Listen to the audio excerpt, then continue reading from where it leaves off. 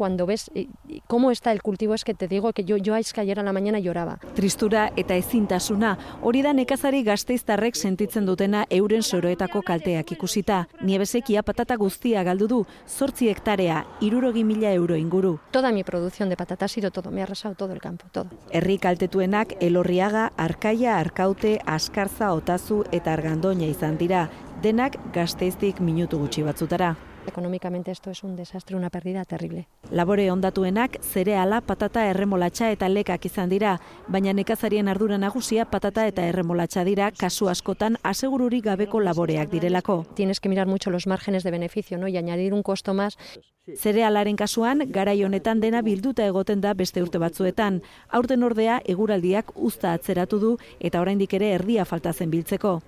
Asegurua zeukaten produktuei dagokienez, perituen balorazioari itxaron beharko diote kalte ordaina jasotzeko, eta nekazariek ez dute itxaropen handirik. Porque generalmente siempre van a la baja, ¿no?